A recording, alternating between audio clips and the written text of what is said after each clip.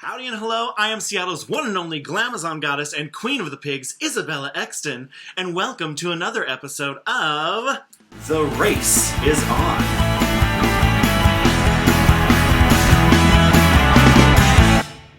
Welcome back. Today we are discussing RuPaul's Drag Race Season 12, Episode 9, and today we're electing the first drag queen president. I'm so excited for my special guest today. Because of social distancing, she's here via Skype. She is one of the leading singing ladies of the Pacific Northwest. I hope y'all thirsty, because I've got Anita Spritzer here today. Hi! Hi, welcome. You look gorgeous today. Thank you, so do you, Gorgina. How are you? I'm good. How is Quarantina treating you? You know, we are living our best lives down here in Tacoma. It's going well. Doing things like this is super fun. It gets me out of my bed and into some other clothes other than my pajamas. Yeah. But yeah, things are going well. I'm cooking a lot of food. Yeah. And drinking. So that's good. We are making our way through a lot of edibles right now. You know, staying high. Me too. Staying high and making art. Staying high and making art. Isn't that the dream in life? Like, if I had a higher income during quarantine, then this is like the perfect life. Remember outside? Do you remember, like, what the sky looked like? Do you remember when we had jobs? You remember those things that we used to do to each other? It sounds so crazy now, but it was like called a hug. I know, it's like crazy. Yeah. Do you remember those other things we used to do to each other called blowjobs? Yeah, I don't. I'm really enjoying the online drag because we're actually getting to see each other's numbers, which is a new thing, because usually we're backstage. But I miss that backstage Kiki.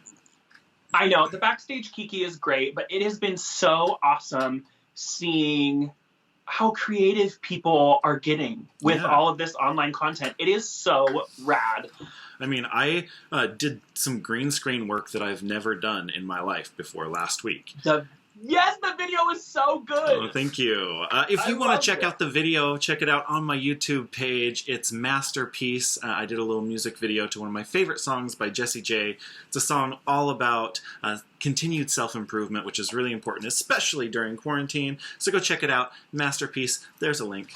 So you've been doing the Our Place show the last couple weeks on Friday nights on twitch.tv/OurPlaceSeattle. Come check us out. We're putting new videos up every single week. It's been really fun. But you also are doing a weekly show called... Yes, I do. I do a weekly show Thursday at 8 p.m. called Corona Covers. I did it to really feel that closeness again, and to do drag and to sing and to do my numbers that I love. So it's been really fun. We've had a theme every week, and that's been really great.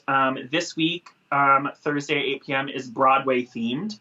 I'm really excited about that, and we have a very special guest, so I'm really excited. Awesome. Yeah, go check her out. This is on my Instagram. Instagram, perfect. Yeah. Go follow Anita on Instagram at Anita_Spritzer and see her show Thursday night, 8 p.m. If you're enjoying the content happening on this channel, feel free to donate to my Venmo or my CashApp. It is greatly appreciated in this time of need. Make sure you hit that red subscribe button and go ahead and ding that little bell to get notifications on everything happening on this channel. So we are talking about episode 9, and on this episode, we have elected our first drag queen president. Don't we need that right now? I'll tell you what.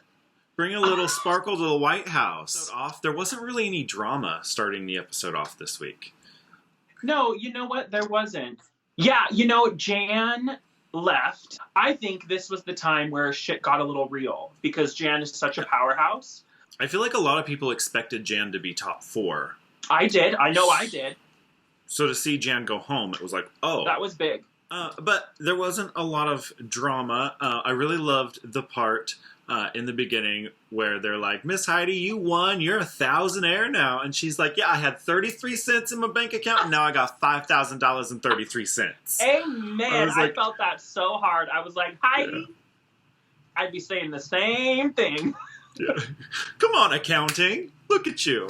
Her charisma is almost unparalleled, I think, on this season. I have a soft spot for her for sure. When Gigi was like, I feel like I went from a 10 to a 1, and it cuts away to her Heidi in confessional, and she's like, Gigi? Cocky? I would have never imagined. Never. I know. They come in the next morning. There's a little bit of shade between Sherry and Widow that next morning. Yeah. It was just bad shade. Like, it wasn't... Yeah. It wasn't funny shade. It was rude shade. And I'm not here for that. I'm not here for that. The message comes through on the TV. Rue walks in. They're all so surprised that Rue came in the room. They went into the mini challenge, and it was the audition to be Kitty Girl 2020. I know. It was sponsored by some cat litter brand. I loved it. They're getting some weird sponsorships out here. I loved it. I thought that was hilarious. It gives these contestants a chance to act and a chance to really show their creative process. Well, and you could definitely see which ones kind of got the gist of it and where they needed to go with it, and the ones that did not get it. Because, like, Jackie was hilarious. She created a character based on Eartha Kitt. She was Pertha Kitt. Another one that I really loved was Crystal Method. Crystal came out, and the first thing that she did was knock that vase over, and I died. And that part where RuPaul was like, grumpy cat, and she was like, mad cat. Mad cat. Like get it right. Jada cracked me up in it, too, because she was just like stripper puss. Yeah, quit relying on that body. You know, she's going to have to be careful. But she pulled out a character, which I thought was really great. And, you know, used the props, used the room like Crystal did. And I thought that was great. A human-sized kitty scratching post. That's so funny to me. I have one in my living room. What are you talking about? Some girls did not get it. One of those girls was Heidi. The other one that just did not get it at all was Widow. She was being a cat. Yeah. She was full-on meth acting. She was like, oh, you want a cat? I'll give you a cat. I am a cat now. Call me Fluffy. It was a weird mini challenge, but I loved it. Jackie killed it. And I love that she won. Yeah. And she got $2,500 to Fierce Drag Jewels, Nova Stars Company. Oh my God. Right? RuPaul announces the main challenge, and it is that we are electing a drag queen president, and they are going to have a debate.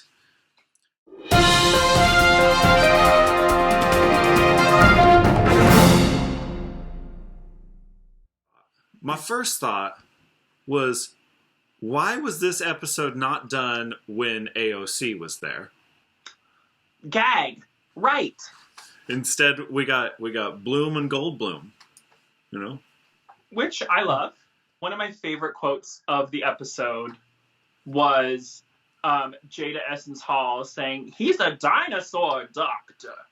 Right? I died. It is my husband's favorite movie franchise. She said it again in the actual debate. I know! That's how she won the episode. I think so. I think that was the funniest thing that she said the whole time. This episode was interesting for me because it was the first time that I outwardly disagreed with the winner of the challenge. I think another standout for me was Heidi. I thought that Heidi's reactions hilarious. And I thought Heidi was really good and enough to keep her in the top, but the one that I thought was the standout was Crystal. I thought Crystal did good. I think that it was Crystal being Crystal. While I think that Crystal is amazing and one of the most interesting queens, I thought that Heidi's reactions were amazing. I actually really enjoyed Jackie Cox. Was it a little bit redundant? Sure. But, like I said before, she's very smart. And she had an idea and she came in and she went with it. One thing about these challenges like this, and why I really feel for Jackie in this, is that when you're on the set doing these challenges, no one is laughing or reacting to your jokes. Right. Like, people behind the cameras are told not to react, so you don't actually know if these jokes are landing. And so you have to just, like, believe in what you're doing, Right. and hopefully they do land in the edit, you know? Isn't that funny? Because we're getting a little taste of that right now with this social distancing digital drag world that we are doing. We're doing shows, and we have no audience in front of us. Widow. It's not that it was terrible. It just wasn't great. It wasn't as good. Mama, everybody stayed up all night, you know. Everybody stayed up to write this stuff, period. Yeah. I just found Crystal to be really, really funny. I do completely agree that she was being Crystal, but she was also being Crystal running for drag president. The other ones were being characters running for actual president. I agree. So that's why I liked it so much, is because she was being like so, like, authentically her. Yeah. And trying to be the drag president, you know? We haven't talked about Gigi at all, and I kind of think that's for good reason. This wasn't great. You're fine. Her first joke when she was like, "and real human girl," I was like, okay, she's going to go into a robot thing again. This might be a little touchy because she already did a robot, but it could also be funny. And then she didn't lean into the fact that she was being a robot or anything. Like, she just didn't understand where she was going. It was a panic move. Gigi's performance was just kind of flat throughout the whole thing. I actually think that she probably should have been in the bottom, but I think the bottom was absolutely like a storyline push for this week. Let's talk about the judges panel. First thing, Rue's look when she walked out on the runway. I loved it this week. I loved it from the shoulders up. The guest judges this week were Jeff Goldblum and Rachel Bloom. I love both of them so much.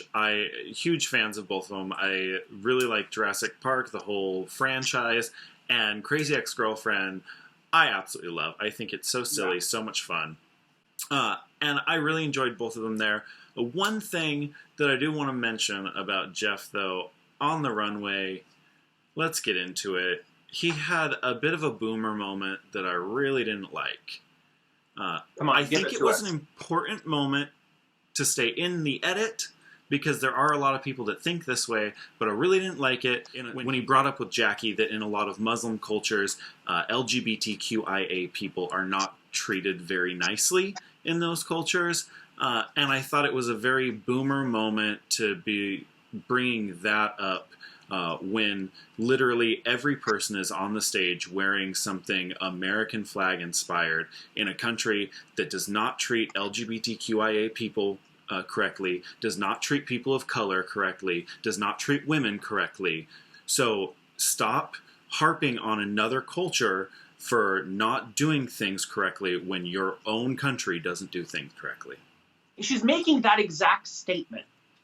I think her coming out there in that stunning outfit speaks to all of those things that he brought up. But I do think that it was good that it was left in the edit for educational purposes for her to respond to it. So the other guest judge was Rachel Bloom. And there was a moment with her where I actually paused the TV and wrote down what she had to say. It was that important of a moment to me, because I think it's something that a lot of artists struggle with. And basically the gist of what she said is that your art doesn't define who you are, and you need to take a second to separate yourself from your art, and a failure within your art doesn't determine your worth as a person. And I thought that was just such an important moment to hear, because as artists, so often we get so caught up in the art that we're creating that we attach our self-worth and our self-value to that art. You know? That's huge. And I think that really hit home with me because of outside of drag, I am a performer, I'm an opera singer, and that is my career.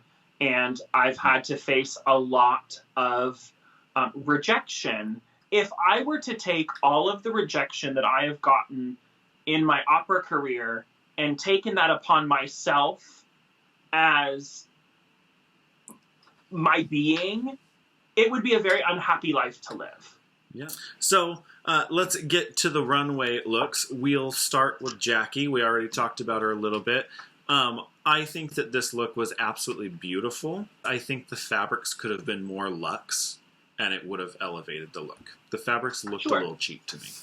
Sure. I think that, like we said before, it was a very important thing to happen, and I think that it was beautiful in and out. I do think that if she wanted to take it there, it could have been zhuzhed up, if you will. But the message that she wanted to portray came through like a lightning bolt, and I respected that, and I just thought it was stunning. So the next one is Jada. I hated this look. I was not the biggest fan of it. I enjoyed that it was something different than she has done on the runway. However, when she came out, I immediately said, no. It walked out. It was just so tacky. The next one we'll talk about is Gigi. Had on the red coat, George Washington moment. There were also no stars or stripes on her costume. It was a miss for me. But what sets runways apart, the thought that goes behind it, and something that makes me go, oh my gosh, of course, that is amazing. And I just didn't do that with her. It was something that we've seen before. Meh. The next one is Heidi. Heidi's hair was really pretty. The costume was so predictable and boring, and so just this is what a drag queen wears: a tearaway jacket and a tearaway skirt with a bodysuit underneath.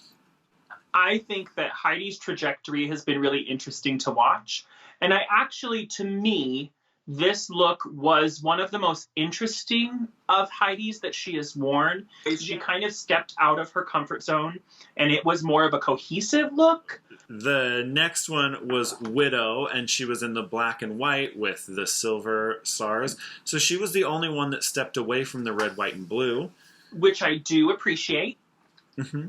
And it did stand out, and I liked that she was making a statement, and I liked the statement she was making. That's exactly my stance on it. I love the statement that she was making. I think it is a statement, much like Jackie's, that is very, very important to make, and it is important to be heard on this wide platform of national, international television. However, the garment itself, I was not a fan of. And the last one is Crystal. I loved this look. This was my favorite look on the runway. This is actually the only runway look that I liked from this challenge. I agree. I loved this look. I think that, like you said, pattern mixing, layering, making something fashionable. I thought this was the most fashionable that she has looked this season.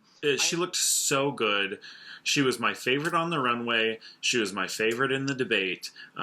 I thought that she should have won the challenge. But it came to the deliberation, and she was in the top. She was in the top three. Top three were Heidi, Crystal, and Jada. So you thought that Heidi should have won. I actually think from that challenge that Jackie should have been in the top. I really do. I don't know. Yeah, it's one of those interesting weeks for me. I agree. I think that Jackie was very much a storyline this week. So the bottom three ended up being Jackie, Widow, and Gigi. I kind of think that it should have been Widow and Gigi in the bottom two. I agree. I think that Widow definitely struggled in this challenge, and I think that her being in the bottom was justified. I don't think that Jackie being in the bottom was justified.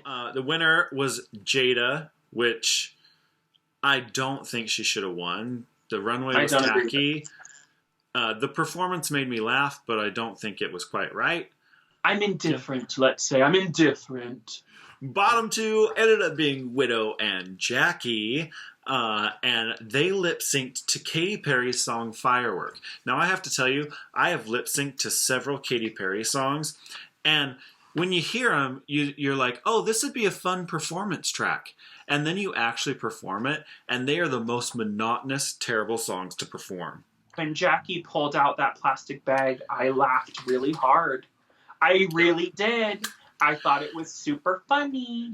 And so a song like this, you gotta have something, because what we saw was Widow was performing a heartfelt, emotional, stand your ground lip sync, while Jackie was giving us comedy and giving us levels and giving us an actually beautiful emotional lip sync. Loved Jackie so much. She clearly won. Widow goes home. Yeah. She's a phenomenal performer, and she's going to make fans everywhere she goes. She's very charismatic. She just got in her own way. I think it's going to be really interesting to see who ends up at the end. And yeah, I enjoyed the episode. Well, and I kind of think it's anyone's game at this point. Like, some girls are starting to pull away, but they're not pulled that far away from the pack. Like, this is a talented group of girls, and it's kind of anyone's game. Anyone could take the crown at this moment. We have now reached our episode wrap-up. It's time for the gift, the gag, and the goop. Now, the gift is your favorite part from the episode. The gag is the most shocking part from the episode. And the goop is the shadiest part from the episode. So what was your gift from this episode?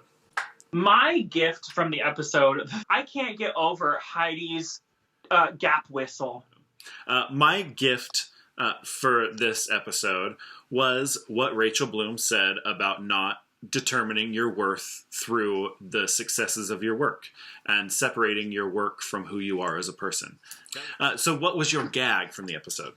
My gag from the episode is I really disagreed with the rankings at the end. It totally went left, and that was kind of a gag to me.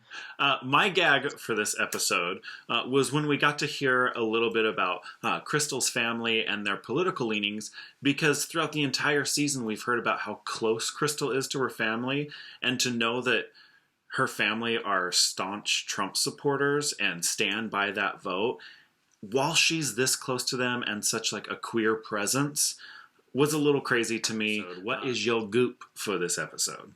My goop for the episode is actually from the beginning of the episode, where Miss Sherry Pie was shady to Widow Von Du, but I just think it was rude. My goop for this episode was Widow's kind of lack of gratefulness at the end. Right after the lip sync, Jackie went up to hug her, and she didn't even acknowledge her. I know there's a lot of emotions in that moment, but she's just trying to be nice. I will say that before Widow actually left, she did congratulate Jackie and give her a hug. So it was only a few minutes of acknowledgement, but I was like, that's kind of shady, because she just went through some stuff too. I will definitely miss Widow very much. I really enjoyed her character this season. I really enjoy the saltiness that she brought to the show. I do think that she is going to go on and be just a star. So yeah, that's really exciting. I'm excited for her. Before we go any further, I want to make sure that everybody goes and follows your social media accounts at Anita_Spritzer on Instagram and Anita Spritzer on Facebook. And if you would like to tip Anita, go ahead and send her a tip on Venmo at Anita-Spritzer. I want to thank you so much, Anita, for joining me today to talk about the episode. It's been a really good time. Yes, thank you so much. It's been so fun, and I miss seeing your face. And so this has been great, even though it's through my little iPhone. It is a joy to see you, and it's a joy to talk to you. Thanks so much for having me. Yeah, it's great to see you and talk to you too. I can't wait until we can be back in dressing rooms together soon. Make sure you check out Anita's show on Thursdays at 8 p.m., Corona Covers. It's on her Instagram page. If you're enjoying the content here on my channel, go ahead and tip me at my Venmo or my CashApp. It is really appreciated, especially during this time of need. Make sure you follow me on all of my social media accounts at IsabellaExtynn. And make sure to hit that red subscribe button, then go ahead and ding that bell to get notifications on everything happening on this channel. Come on back next week. I'll have a new guest discussing episode 10 of RuPaul's Drag Race. So come on back, y'all.